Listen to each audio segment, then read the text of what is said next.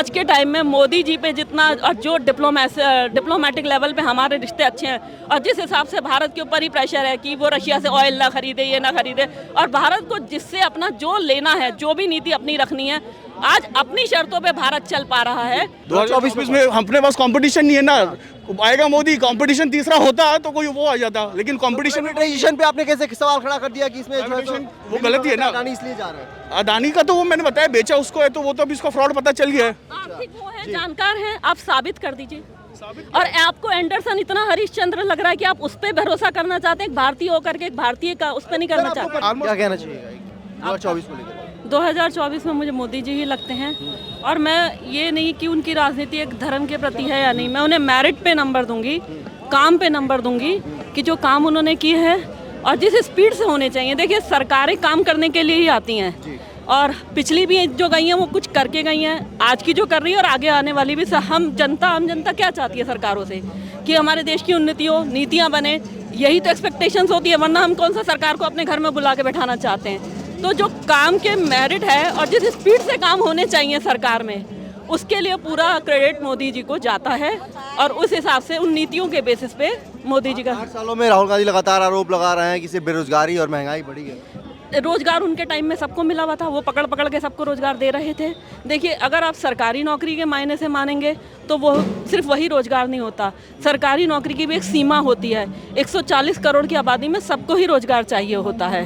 तो ठीक है, कांग्रेस थोड़ा सा 19-20 सरकारी नौकरी में ज़्यादा कर देती है, ये लोग उतना नहीं निकालते हैं गवर्नमेंट जॉब, लेकिन रोजगार मतलब जैसे अब जितना डेवलपमेंट होता है उसमें भी तो रोजगार होता है। अब जैसे जितने कॉरिडोर बने, धार्मिक कॉरिडोर बने, उज्जैन का बना, अयोध्या का बना, तो आसपास के लोगों का डेवलपमेंट होगा ही होगा। 2-4 डेवलपमेंट बता रही हैं कि उज्जैन बना, आपको बहुत सारे बने हैं, उड़ीसा में बने हैं, सब जगह बन ही रहे हैं। ये धर्म की राजनीति ही तो कर रहे हैं मोदी जी। धर्म की राजनीति ही नहीं होती है, धर्म और नीतियों के साथ, देश की उन्नति के साथ। अब उन्होंने भी करी है धर्म की राजनीति, लेकिन उन्होंने किसी एक धर्म को खुश करने के लिए तुष्टीकरण कर दिया। अब मोदी जी ने एक मेजॉरिटी ऑफ धर्म को खुश कर दिया, तो इसमें ये क्या कहना कि वो लोग धर्म की राजनीति नहीं करते थे। उन्होंने सेक्युलर वर्ड किसको खुश करने के लिए डाला था? तो सब लोग करते हैं, उनके लिए वोट बैंक जो था वही उनका वोट बैंक था, उन्हीं के लिए वो राजनीति करना चाहते थे। तो मोदी जी ने कहा कि जो मेजॉरिटी ऑफ पीपल्स, जिसका ये देश है भारत, उनके लिए भी तो कुछ होना चाहिए ना। और अगर वो उनके लिए काम करना चाहते, मतलब उनके धार्मिक उस पे, या किसी को खतरा तो नहीं आया, किसी को मारा तो नहीं है, किसी को भगाया तो नहीं है, किसी को तोड़ा फोड़ी तो नहीं हुई है, ठीक है, मेजॉरिटी ऑफ पीपल्स लोगों के लिए काम हो रहा है, तो उसमें आपत्ति भी नहीं होनी चाहिए किसी। क्या कहिएगा प्राइवेटाइजेशन किसको दिया उसने? प्राइवेट जो एयरपोर्ट दिए और बाकी किसको दिया? अडानी को। अडानी का अभी कल ही फ्रॉड निकला ना। कहाँ अभी फ्रॉड कहाँ निकला सर? शेयर बाजार का वैल्यू गिरने से वो फ्रॉड हो गया। वो तो है ही ना। अपनी जितने सवाल हुए उन्हें 30 से 40 पन्नों के उन्हें रिटर्न जवाब। शेयर मार्केट में उसको इलीगल कहते हैं, अगर अपनी शेयर बेच के खुद खरीद रहे हैं उसको। कोई विदेशी रिसर्चर आके आपको गलत साबित करते हैं। हर्षद मेहता जब स्कैम हुआ था ना, वो भी यही कर रहा था और वो मरा था। सामने एक मिनट सामने आइए। मैंने बोल दिया जितना बोलना था। अब आप 2024 में कौन है फिर? 2024 में अपने पास कंपटीशन नहीं है ना, आएगा मोदी, कंपटीशन तीसरा होता तो कोई वो आ जाता, लेकिन कंपटीशन प्राइवेटाइजेशन पे आपने कैसे सवाल खड़ा कर दिया कि इसमें जो है वो गलत ही है ना। अडानी इसलिए जा रहा है। अडानी का तो वो मैंने बताया बेचा उसको है, तो वो तो अभी इसका फ्रॉड पता चल गया है। आर्थिक वो है, जानकार हैं, आप साबित कर दीजिए।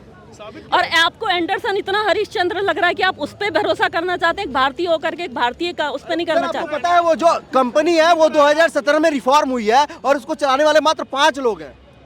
हाँ, 2017 में फॉर्म हुई है, पता है मुझे, लेकिन हाँ हिंडनबर्ग की 2017 में फॉर्म हुई है, मेरे को पता है। लेकिन उसकी जो रिसर्च है वो सारे तथ्यों पे बेस्ड है और वो फैक्ट्स ही बोल रही है। जो उसने बोला है वो फैक्ट्स, और वो सवाल जो पूछ रही है उसका सवाल का जवाब तो दिया। 14 पेज का अडानी ने उसको वो भेजा है, उसमें एक भी सवाल का उसने जवाब का आंसर नहीं दिया उसको। क्या बात कर रहे हैं? सारा कि मैं जो हूँ, मैं इंडिया हूँ और मैं ही इंडिया चला रहा हूँ, उसने बस वो बताया। ये कहीं ना कहीं एक प्रोपेगेंडा तो नहीं रहा सर? मेरे को नहीं लगता रोबोट, मेरे को सच लग रहा है। आपको वो सच लग रहा है? कैसे सच लग रहा है आपको? अरे इतने सारे केसेस आए हैं, कहाँ उसको कुछ तो कंपनियों को इसी तरीके से डुबोया है, और वो कैसे महात्मा हो गया और उस पर आप कैसे भरोसा कर रहे हैं? और वो आपसे पूछ करके गया था कि अडानी जी ने क्या फ्रॉड किया है, कब आया? अरे सारे कॉन्ट्रैक्ट अडानी जी को मिल रहे हैं, सब कुछ अडानी जी को मिल रहा है, और आप पूछ रहे हो कि क्या हो रहा है? वो एक ऐसा प्रोपेगेंडा है जिसको सर शेयर बढ़ाने घटाने के लिए रिसर्च करके मुंबई में 2 साल से वो रिसर्च। मुंबई में धारावी एशिया का सबसे बिगेस्ट स्लम है, पता है ना? उसका कॉन्ट्रैक्ट किसको गया? अडानी को। कैसे गया? तो ये सब जो हो रहा है ना, सबको पता है क्या चल रहा है। अब समझदार हो। एक बात बताइए, जो बिजनेसमैन होगा, कोई भी गवर्नमेंट आएगी तो उसी को देगी ना। अभी विपक्ष कह रही है कि रिपोर्ट है 1 लाख करोड़ का लोन माफ किया गया है, आरबीआई की रिपोर्ट है, पता है, पढ़ी है रिपोर्ट। किसका माफ हुआ है सबको पता है। टैक्स कौन भरते हैं? हम लोग। लोन उनके माफ होते हैं, ठीक है। अभी लोन की जो बात चल रही है, विपक्ष जल लगातार सदन में हल्ला कर रहा है कि लोन किसने दिया। अभी निर्मला सीतारमण में भी अपना लोन है एसबीआई का, तो वो जो भी है मैम, जो भी है सर, वो प्रोसेस के तहत है। माननीय जो वित्त मंत्री है, उनका कहना है कि प्रोसेस जैसे विजय माल्या, नीरव मोदी, मेहुल चौकसी सब भागे ना, ये भी भागेगा। और जिस दिन ये भागा ना, इंडिया बैंकरप्ट हो जाएगा, मैं बता रहा हूँ। लेकिन अभी तो आरबीआई का कहना है कि बैंक एकदम सही रूप से चल रहा है, सुचारू रूप से। कहाँ चल रहा है सुचारू रूप से? आरबीआई का तो रिपोर्ट आज रिपोर्ट आया है ना। हाँ तो फिर वो तो कह रहा है कि सही चल रहा है, इससे कोई असर नहीं पड़ रहा है। 21,000 करोड़ का लोन लिया उसने, जो चुका नहीं पा रहा है। और ये इसको कहते हैं डेप्थ ट्रैप। वो लोन ले रहा है, चुका नहीं रहा है, फिर नया लोन ले रहा है, वो भी नहीं चुका पा रहा। तो इसको जो डेप्थ साइकिल है ना, ये रिपीट करते जा रहा है। क्या कहना चाहिए इसमें? सर, मैं इतनी बड़ी आर्थिक जानकार मैं नहीं हूँ, वो भाई साहब इतने बड़े आर्थिक जानकार हैं, तो हम हर मुद्दे पे ऐसे नहीं बोल सकते एक्सपर्ट बन के, क्योंकि ये सब बड़े एक्सपर्ट लोग इस पे बैठते हैं और वो बात करते हैं। आपको क्या लग रहा है कि ये कोई एजेंडा है, प्रोपेगेंडा है, क्या है? उस कंपनी का काम ही यही है कि वो बड़े बड़े अमीरों को टारगेट करता है और इसी तरीके से करता है। और वो अमेरिकन भी इतने, उन्होंने आज तक उनके अगर न्यूज़ मतलब न्यूयॉर्क टाइम्स वगैरह छापा तो उन्होंने कभी भारत के लिए बहुत अच्छे काम नहीं करे हैं। तो जिसके लिए ये अमेरिका की रिपोर्ट को इतना विश्वसनीय मान रहे हैं कि वहाँ से बैठ के उस आदमी ने अडानी को एक्सपोज कर दिया। ये सारा काम और जितना स्पीड से होना चाहिए, आज जितना 7-8 सालों में जो स्पीड सरकार की बननी चाहिए थी, अगर 70 साल की ये स्पीड रहती तो हम कहाँ होते। तो अब सरकार बैठी है तो कुछ ना कुछ तो करने के लिए बैठी होगी। और 70-80 साल मतलब 70 साल मतलब जिसमें से 48 साल तो उन्हीं के परिवार का राज रहा है, तो उसमें उन्हें कुछ तो करना ही था। तो ऐसा तो नहीं है कि उन्होंने अमेरिका लंदन बना दिया था 70-80 साल में। ठीक है, थोड़ा बहुत तो उन्हें भी डेवलपमेंट दिखानी थी। अब कोई भी सरकार बैठेगी, चाहे वो गांधी परिवार नहीं बैठता, कोई और बैठता, वो भी करता। राहुल गांधी आरोप लगाते हैं कि मोदी सरकार की विदेश नीतियाँ अच्छी नहीं है। विदेश, आज के टाइम में विदेश नीति तो ये तो बेवकूफ़ाना सवाल है। अरब देशों के सामने किसी खास मुद्दे को लेकर घुटने टेकने पड़ जाते हैं। ये उनको लगता है ऐसा, यही उनकी अपरिपक्वता दिखाता है कि उनको खुद को इतनी समझ नहीं है कि आज के टाइम में मोदी जी पे जितना और जो डिप्लोमेटिक लेवल पे हमारे रिश्ते अच्छे हैं, और जिस हिसाब से भारत के ऊपर ही प्रेशर है कि वो रशिया से ऑयल ना खरीदे, ये ना खरीदे, और भारत को जिससे अपना जो लेना है, जो भी नीति अपनी रखनी है, आज अपनी शर्तों पे भारत चल पा रहा है, तो ये मोदी जी के कारण है। राहुल गांधी तो खुद, अब मैं बोलूँ, उनकी दादी इंदिरा गांधी ने ही 1972 में घुटने टेक दिए थे अमेरिका के प्रेशर में आके। 96,000 सैनिक, सारी जमीन सब छुड़वा दी, और वो अपने 56 पायलट नहीं छुड़वा पाई। वो वहाँ तड़पने और टॉर्चर करने के लिए छोड़ दिए गए। तो वो, और जबकि उन्हें आयरन लेडी कहा जाता है, वो एक शर्त नहीं रख पाई कि भाई मैं इतने सैनिक छोड़ रही हूँ, आप मेरे 56 पायलट तो वापस करिए। वो एक शर्त पाकिस्तान के ऊपर, वो बिना शर्त उन्होंने सब कुछ छोड़ दिया, गवाया हुआ जो हमारी सेना ने उनको जीत करके दिया था। और उस पर वो कहते हैं कि हमने ऐसा किया है, जबकि मोदी जी ने राष्ट्र को कृतज्ञ होना चाहिए।